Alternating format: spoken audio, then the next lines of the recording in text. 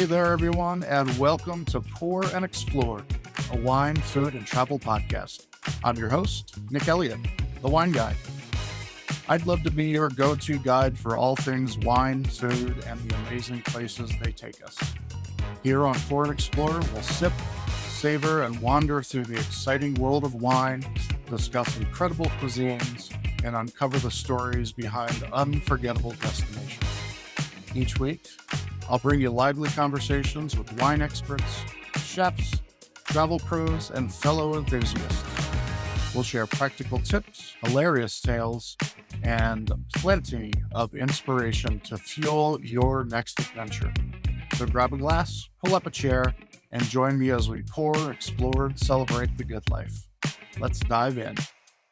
Hello, and welcome back to another episode of Pour and Explore, a wine, food, and travel podcast. I'm your host, Nick Elliott, aka the Wine Guy. On this podcast, we dive deep into the stories, flavors, and cultures that make wine, food, and travel so extraordinary. But today, we're exploring a cousin of wine, one that shares its own rich history, diverse regions, and passionate enthusiasts. That's right, I am talking about coffee. Like wine, coffee is more than just a drink. It's a sensory experience, a cultural cornerstone, and a craft that takes, years to perfect. Both coffee and wine originate from specific regions, specific terroirs, with their favorite flavors shaped by the soil, climate, and care of the growers. And much like wine has Bordeaux, Napa, and Rioja, coffee has Ethiopia, Colombia, Costa Rica, Indonesia, and each region brings its own unique character to the beans, telling a story with every single cup. If you're a wine lover, you already know how terroir impacts flavor profiles. Coffee is no different. Coffee from the volcanic soils of Guatemala has its own distinct, rich, chocolatey depth, while beans from Ethiopia, the birthplace of coffee, FYI, are known for their fruity and floral notes. It's a lot like the way a Pinot Noir from Burgundy differs from one grown here in California. And the process might be different, but the artistry, the passion that goes into growing coffee and roasting coffee and ultimately brewing coffee are very much the same as they are with wine. I am a huge coffee drinker. I drink coffee every single morning of pretty much every single day. Even when I'm traveling, I've got my own little brewing system here at home that I love. And we are going to be talking to someone today on the show who's made his life into brewing and creating the perfect cup of coffee. First, let's talk about the culture of coffee. Here in the U.S., coffee has become as much about the experience as it is about the drink, whether it's the simplicity of a morning cup at home, brewed in your Mr. Coffee, or a bustling energy of a local cafe. Are you getting in there? Whether it's your famous mom and pop cafes from your area, or if you like the big chains, it doesn't really matter. Again, much the wine. My philosophy around coffee is you drink what you like. If you like your double foam mocha frap of lattes and so on and so forth, fantastic, awesome. That's the way you should drink it. If you prefer just a black cup of coffee, tall, small, venti, all, whatever you want to call it, again, that is your deal and you do what you like. Coffee, it brings people together too. Again, I'm going to draw parallels from coffee to wine all day long here on this episode, and it really does bring people together. My wife and I will sit down in the morning and we'll discuss the upcoming day or what happened the day before over a cup of coffee, going out to coffee with friends, meeting new acquaintances, business acquaintances, personal acquaintances over a cup of coffee. That has been a huge part of our culture for many years, even in that there are coffee chats, coffee dates, meet the next love of your life over a cup of coffee. It is an amazing product, and whether it's here in the United States, having a cappuccino in Italy, or just sipping a cup on the airplane, getting to your next destination, coffee is really what makes our culture go around, or at least keep it motivated here in the States. Think about it. How often do you meet a friend over a cup of coffee? How often do you start your day with a cup of coffee? Or how often do you rely on a cup of coffee to get you through that afternoon slump? Coffee is woven into the fabric of our daily routines here in the States. And I'll tell you what, I wouldn't be able to get through my day without it. But here's the thing, just like wine, not all coffee is created equal. There is a distinct difference between a bag of mass produced, we'll call it stale coffee from the grocery store. Here I am harping on grocery stores again. Mr. Ralph is not going to be my friend. Kroger's is not going to be my friend because I try to steer you as the listener away from shopping at the grocery stores for wine and coffee as much as I possibly can. And I will continue to do that here as we talk about coffee. You know, that bag, how long has it been sitting on the shelf? Has it been a week? Has it been a month? Has it been a year? You don't know. It's really hard to say. And the difference between a bag of that mass-produced coffee and a bag of artisan roasted coffee is really night and day. And I've experienced that for myself. And that's the reason that I'm hosting the show today with today's guest. His name is Mike Mascow. And Mike understands better than anyone the difference between that mass-produced stuff and freshly roasted coffee beans or ground coffee coming from a local producer, someone who is sourcing great beans from great places, really doing amazing things to them in the roasting process and bringing them straight either to the shelf of their local place or, in the case of Mike, bringing them straight to your door. He has built a company, Roast to Order Coffee and Tea. He has built a company that is built on the belief that coffee should be as fresh as your food. I'll repeat that. Your coffee should be as fresh as your food. And after all, roasted coffee is food and freshness matters.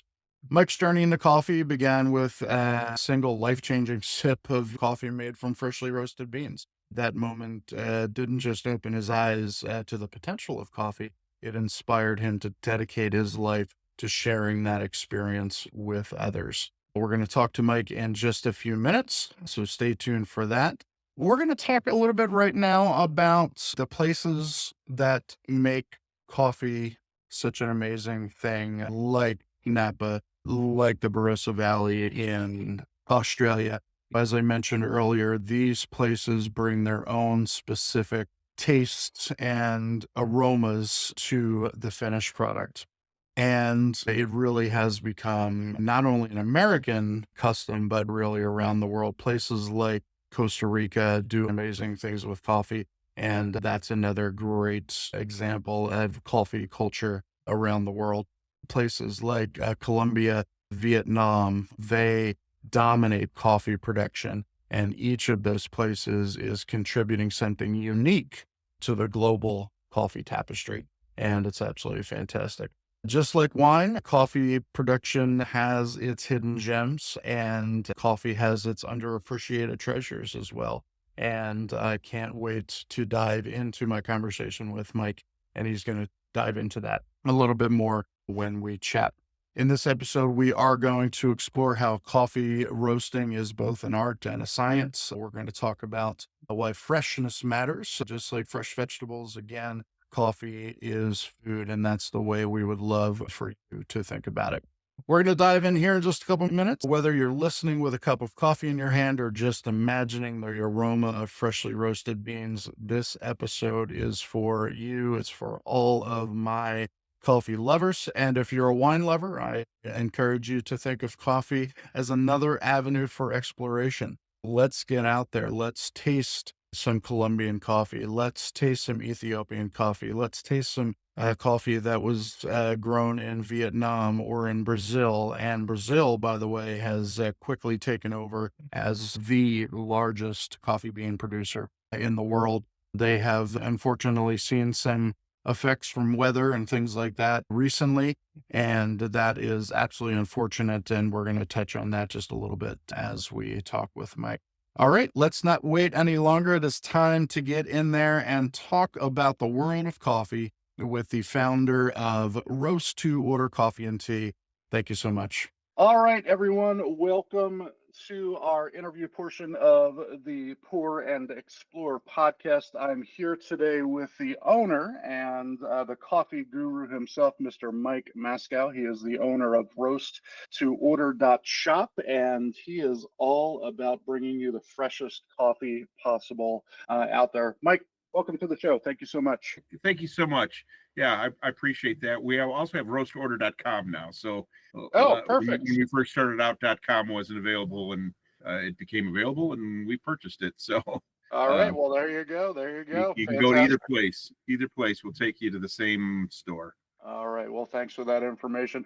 We're going to talk a little bit about coffee today. As I talked about in the lead-in, there's all kinds of great stories behind coffee, and I want to focus a little bit more about your personal story right now for our listeners. So tell me, you started with a love of coffee, and the first time you tried coffee made from freshly roasted beans, it was really a transformative experience for you from our previous conversation. Tell us a little bit about that aha moment for you that got you started. Yeah, I started drinking coffee before I can remember.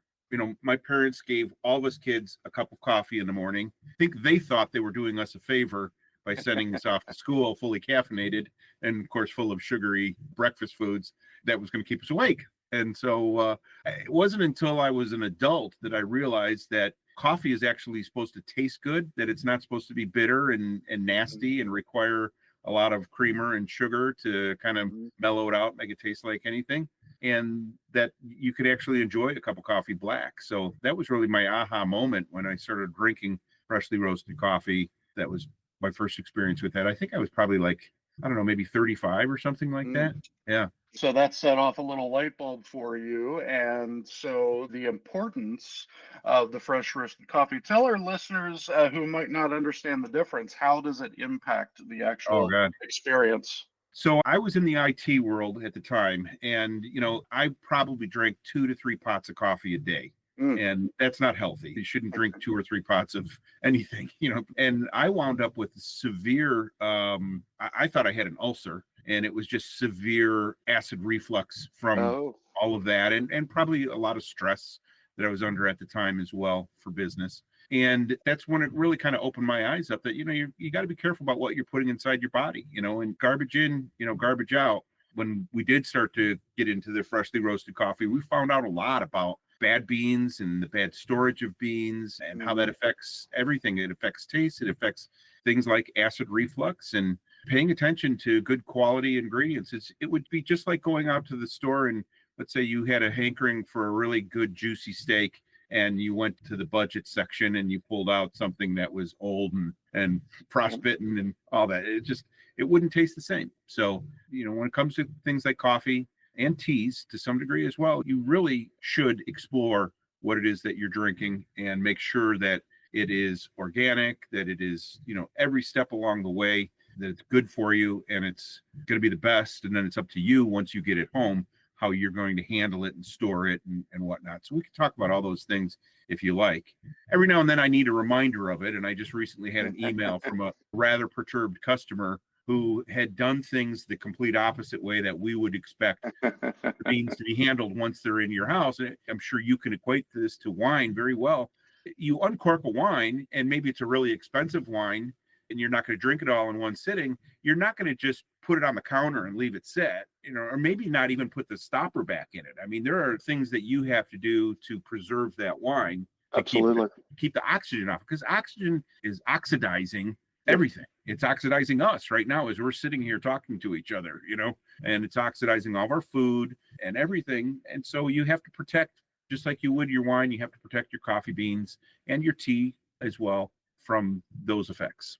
And that was exactly going to be my next question is, the coffee just sitting around, obviously there is an oxidation, and the same exact thing happens to wine. So you're right on point. I talked in a previous episode about not buying my wine. I don't like to buy wine at the grocery store, for example, because wine is a living, breathing organism, and especially when you have a cork, oxygen is going in, oxygen's coming out, et cetera, et cetera. It's also being exposed to light, and light is harmful to wine. I'm sure it's harmful to coffee as well. So keeping your wine, your coffee in a protected way. And actually, when you and I first had our conversation, that's what sparked it off for me, because I was thinking about how similar coffee and wine are to one another. So I'm so glad we were able to have this conversation. Very cool that, we're talking that we've met. And it probably, with the one exception for wine, would be the age. Of course, age and light is the three killers of coffee. And of course, wine sometimes is much better if you let it age properly. But I've had people find old bags of roast to order coffee in the back of a pantry and tell me that they forgot about it and they pulled it out 18 months later. Now, the bag was sealed the whole time. It was, it hadn't been opened yet from us. And we use the highest quality bags that you can get so that it will preserve the shelf life. And 18 months later, they were saying it really still tasted great. It tasted better than anything that you could get at a grocery store. And I was impressed by that. I mean, roast to order coffee doesn't last in our house for months. It's gone. Every week I'm running down here and grabbing another couple pounds of whatever we want to drink. And that's the cool part about it. But it's nice to know that. So if you do things the right way, just like if you do with wine, if you're conscious about what you're doing, you can preserve it. And we actually have a coffee, which is an espresso coffee. It's called aged Italian espresso. And it's actually better if it's a little bit older. If it's about a month past its roast date, it's completely degassed by then. And the degassing process, by no means am I an expert in any of this or an expert taster by any means. And I'm older, so my taste buds aren't as good as they used to be. But because it's aged, it allows other flavors to come through that it otherwise wouldn't allow to come through if it was just a freshly roasted bean and you were trying it right then and there. So that's cool. I learned something new, Yeah, that's awesome. That's awesome. Yeah, it's, there's a joke amongst wine lovers as well that, a leftover bottle of wine, there's still wine in that bottle at the end of the day. What do you call that? Yeah. Never seen it before. There's no such thing as a, wine leftovers. Yeah. That's fantastic. You've also gotten into teas a little bit. Very much. I know you're sourcing teas from all over the world. Tell us a little bit about that. Yeah, that is such a cool world. And if you're really concerned about health benefits, look into tea, because there are so many cool things that tea can do for you and so many natural things. We've got all kinds of information on our website. I've had people ask me interesting questions like about honey and putting honey into tea. You do have to be careful. Honey is a living, breathing organism as well. And you actually can lose some of the effects, the natural effects of honey, if you put it into a scalding cup of tea, So, I mean, it still tastes good. It still tastes excellent, but it's probably not giving you quite the level of antioxidants or whatever else that you're looking for. So there's a lot to tea. And again, we're all about information. So our website, we try to just keep putting more and more and more information out there. Now we're shooting videos and putting those out there. And I had a landing spot on YouTube. I don't know what happened to it. YouTube, I'm kind of locked out from it, so we had to create another channel. But one of these days, I'll get with YouTube and we'll see if we can combine the two of them together. In the meantime, we continue to process video and provide good, useful information, like what's inside of tea. Like L-theanine is a compound that's found in black and green tea primarily, and it's really, really good for you. And if you haven't looked at the effects of L-theanine, you really should. That's the letter L-theanine.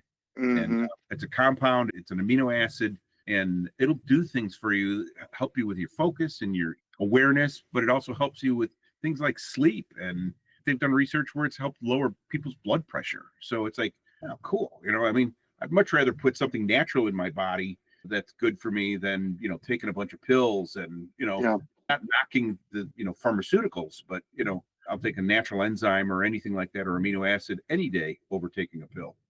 Absolutely. I mean, people have been drinking, green tea for centuries and centuries, Yeah, millennia, right. for the health benefits, et cetera. I can only imagine it goes beyond our understanding, even, the health benefits of what tea can do for you. Tea is the second most consumed beverage in the world, number one being water.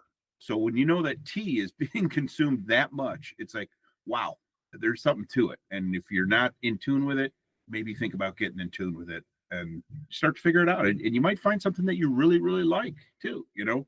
That's fantastic. Well, I love the information that you're giving. It's going to be great for our listeners. If you're listening, head over to roast2order.com or roast2order.shop and check out some of the great information that Mike has for you over there on that website. So speaking of information, something I've been dying to ask you is tell me about your perfect cup of coffee. How do you brew the perfect cup of coffee? Hands down, there is no better way to make a cup of coffee, in my humble experience and opinion, than with a French press. Okay. There's so many different coffee makers out there, and you can spend a lot of money on a fancy automated coffee machine. But I've never found anything that beats what I can do in a $25 French press.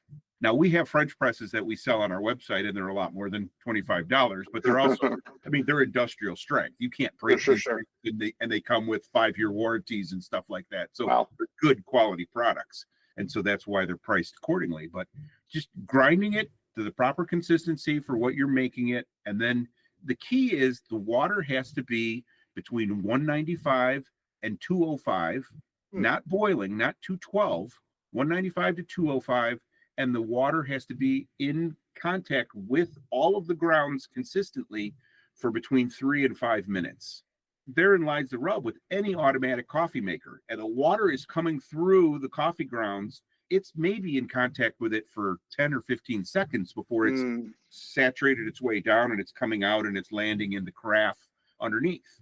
So anything that's abbreviated like that, like a Keurig machine is a great example, and a Nespresso is another great example. They're blasting water through a little teeny tiny cup. It's only in contact with the grounds for seconds.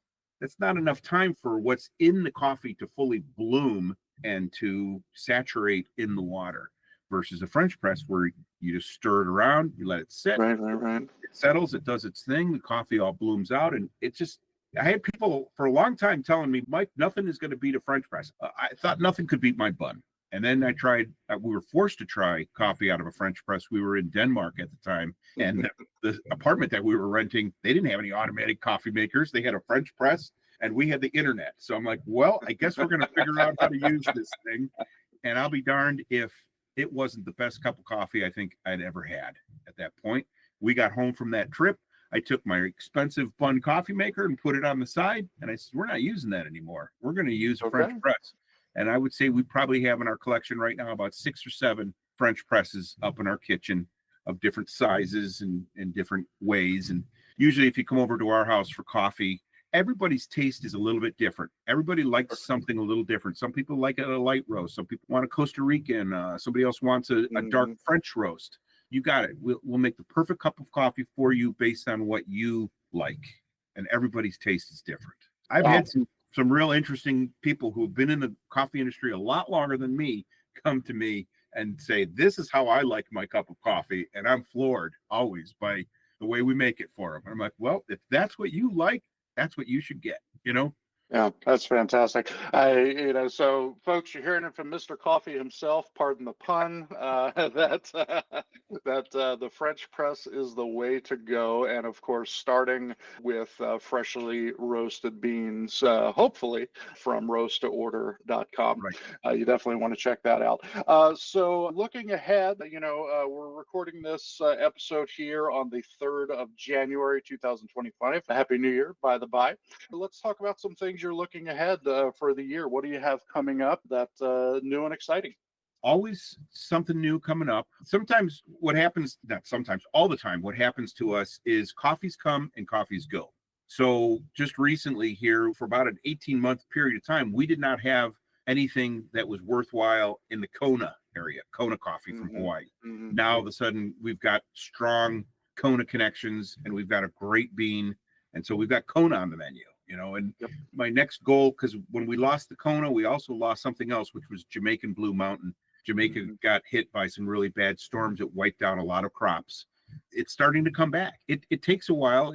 Sometimes it might take up to 5 or 6 years before the crops come back. But eventually they will. And eventually, I hope, later in this year, we'll have a great Jamaican Blue Mountain blend. On the tea side, definitely pushing into the Japanese teas, matcha, and all the other great teas that come out of Japan. So expect to see those on the website, maybe even by the time that we're airing this episode. So definitely we want to keep pushing down on that. And then just more and more information, just more information, like we find out about things like L-theanine and other things that we find out. Awesome. Well, you make great points about not only the seasonality, but availability of coffee. Hopefully our listeners understand that coffee, much like grapes that make wine, are a natural product. Just like I dealt with many years on the vineyard growing grapes, you're dealing with weather patterns, you're dealing with frost, you're dealing with exceptionally hot days. And here in California, we deal with fires, that affect the quality of the grapes and so on. So we talked a little bit in our previous conversation about some of the effects that are happening in Brazil right now. Brazil's a huge coffee producer, and they're being affected by weather, et cetera, et cetera. For our listeners, just keep in mind that, if you find that perfect Ethiopian blend, it might not be available, the following year, or, a great coffee from Brazil or Jamaica or Hawaii, it might not be available all the time because it is a natural product and it's affected by all of the things that are going on in the world. So that's a great point, and I'm glad you brought it up. And hopefully, there's enough of it. I mean, we've got so many varieties of coffee in our shop. I'll drink something for a while and I'll get tired of it, right? So then I'll go over and I'll try something, pull something out that I haven't had in a while, and I'm tasting it again, like I'm tasting it for the first time, and it's like, man, I love this stuff. Where's this been? Why haven't? And then I'll just drink that, for a while, and then go to the next one, and the next one, and the next one. And most people have, when it comes to coffee, at least, and tea, they've got a specific niche that they like to stay in, and it's usually revolves around the level of roasting of the coffee. Do you like a lighter roasted coffee? Do you like a medium roasted coffee? Do you like a darker roasted coffee? Do you like a higher acidic coffee? Do you want a lower acidic coffee? And then you can just get in there and you can play around with and easily find 3, 4, 5 different coffees.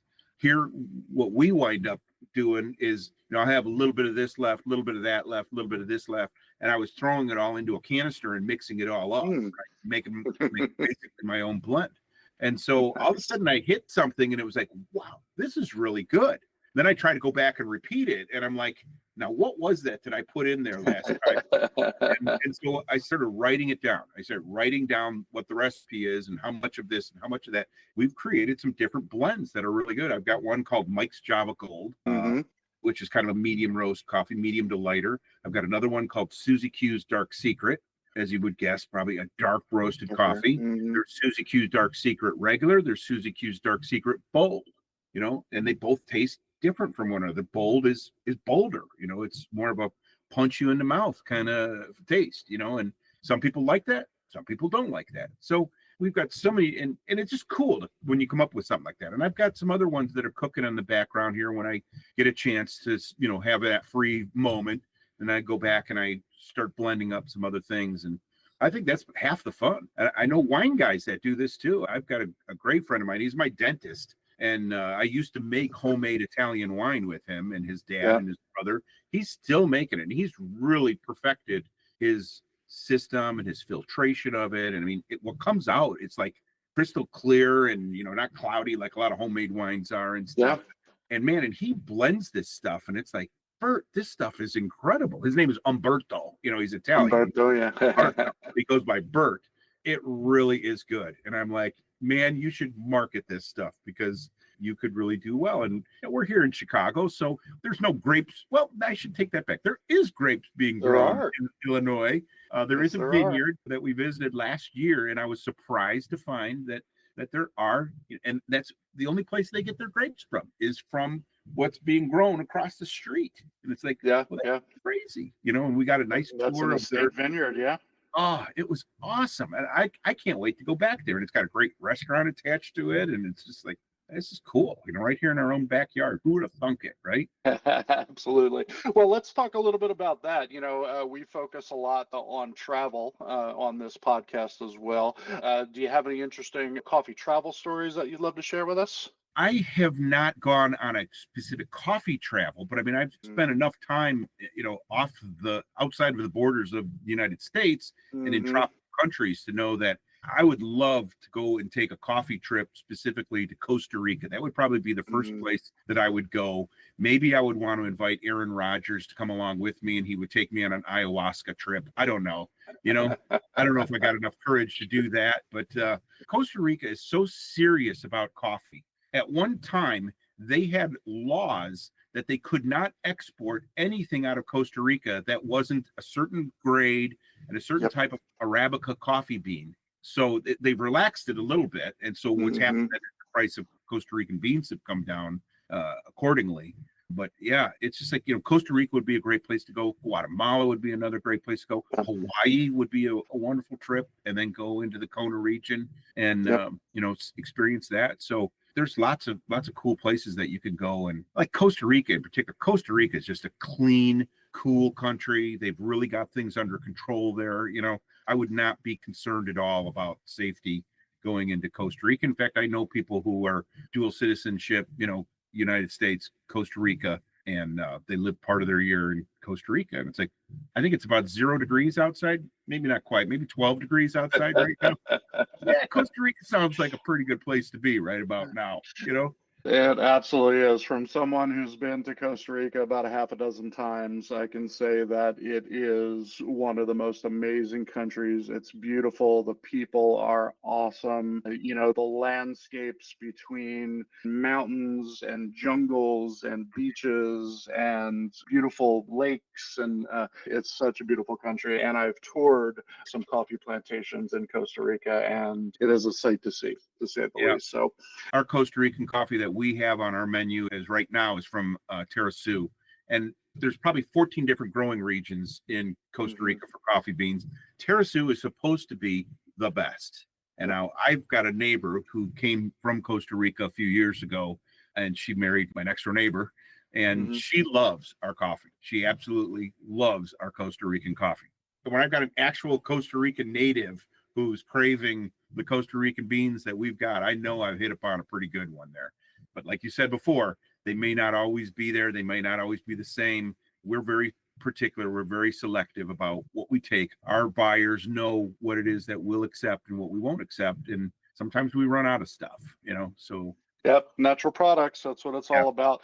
Well, Mike, it's been such an awesome time having this conversation with you. I can't tell you how much I appreciate you coming on to the show and, sharing your knowledge with us. I invite all of our listeners to head over to the website. Again, it's roast2order.com or roast2order.shop, and check out Mike's selection of amazing coffees and amazing teas. And I look forward to getting mine in the mail. Absolutely. Mike, Happy New Year to you. Thank you so much for being on, and we'll talk to you real soon. Thank you so much. I'm so glad that we've had this time and that we've met, and I look forward to many more great podcasts from you guys. So you've got a new fan here. All right. Cheers. I'm going to hold up my coffee cup that I just finished. I got one over here somewhere. I got one back here. This is a Stanley, and in the front here says Clavio on it, which is the company software that we use for our email. We've got a newsletter. In fact, it just went out today. If you want more information from us, sign up for the newsletter. It comes out twice a month. We also have an SMS program, and when I ever figure out what I should be saying in SMS messages, I'll start using it more. We do have somebody who's joining us who's a college student who's going to be more of a marketing guru for us. So thank you, Well, Nick. head over to the website, folks, and sign up for the bi-monthly newsletter. And Mike, thank you so much. It was great to talk with you. Wow. What a fantastic conversation with Mike. I don't know about you guys, but I'll definitely be rethinking my coffee choices after this. I've met Mike previously, and I will definitely be taking advantage of his amazing products his passion for freshness, quality, and I would say, moreover, his passion for his community is truly, truly inspiring. And I really appreciate it. Thanks, Mike, for being on the show. Whether it's, it's the science behind oxidation, the joy of discovering the perfect roast, or, heartwarming stories, coffee for a cause, he's just doing so many truly inspiring things out there. And I appreciate him being on today. And I really, really hope you enjoyed the conversation. If you're curious to try freshly roasted coffee or tea for yourself, be sure to check out Mike's website at roast2order.shop or roast2order.com, as he mentioned. And don't forget, he's running specials all the time. So check that out right now. Roast2order.com.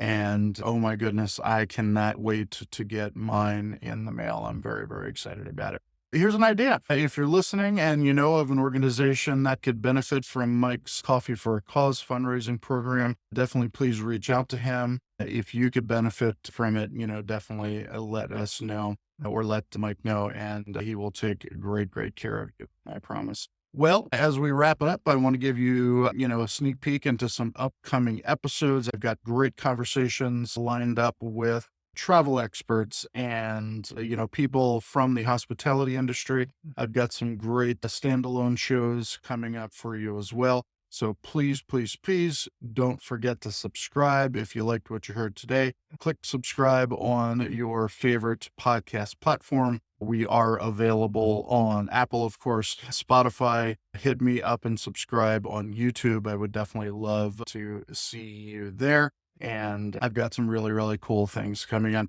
Please, before we go, remember, whether it's wine, coffee, or life itself, the journey is all about exploring, discovering, and savoring every single moment. And as I like to say, you've heard it before and you'll hear it again. Everybody, keep wondering and wandering. And until next time, take care and cheers. Thank you so much for tuning into this episode of Pour and Explore. I'd love to hear your thoughts, your stories, and your questions, so you can drop me a line at cheers@thewineguy.vin. That's cheers@thewineguy.vin. Or let's connect on TikTok, Instagram, or Facebook. Grab those links on my website at thewineguy.vin. Until next time, let's keep wondering and wandering. Cheers, everyone.